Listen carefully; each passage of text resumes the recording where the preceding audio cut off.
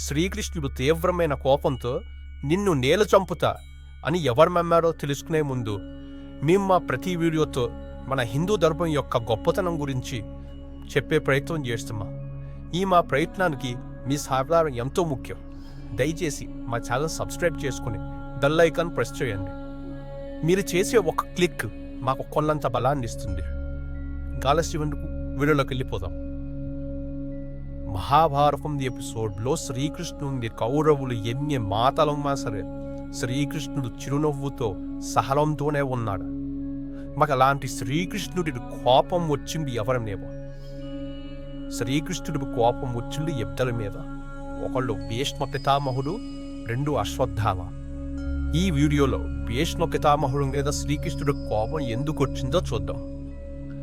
భీష్మ పితామహుడు కౌరవుల తరపున కురుక్షేత్ర యుద్ధంలో పాండవుల మీద యుద్ధం చేస్తూ పాండవ సైన్యాన్ని పునాపునపలు చేస్తున్నాడు. భీష్మ పితామహుని పరాక్రమం ముందు పాండవ సేన రోజు రోజుకి పెరిగిపోతూ ఉంది. అర్జునుడు కూడా భీష్మ పితామహుణ్ణి ఆపగలిగే పరిస్థితి లేదు. శ్రీకృష్ణుడు ఇలా అన్నాడు భీష్ముడితో, నీ వ్యక్తిగత ప్రతిష్ట కోసం నువ్వు ధర్మానికి హానికరంగా మారావు. నీ కళ్ళ ముందు నీ వాళ్ళందరూ చెడిపోయే బదులు నీవే ఆత్మార్పణ చేసుకోవచ్చు కదా అని. దానికి భీష్ముడు కోపంతో శ్రీకృష్ణుడితో వాద్యవాదం చేశాడు. ఈ వాద్యవాదం చేస్తూ, నన్ను చంపే శక్తి ఎవరికీ లేదు, మా అంతరు నేను చావును కోరుకుంటే తప్ప అని అనడంతో శ్రీకృష్ణుడు కోపం వచ్చేలా అన్నారు, నిన్ను నేను చంపదాలను. నిన్ను చంపడానికి నాకు ఏ ఆయుధం అవసరం లేదు.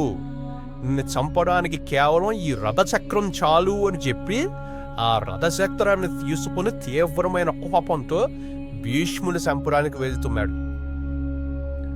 అలా రథచక్రంతో భీష్ముని చంపడానికి దూసుకెళ్తున్న శ్రీకృష్ణ పరమాత్ముని అర్జునుడు ఆపాడు. అర్జునుడు ఆపుతున్నా సరే శ్రీకృష్ణుడు ఆగకుండా భీష్ముడి వైపు దూసుకొస్తున్నాడు.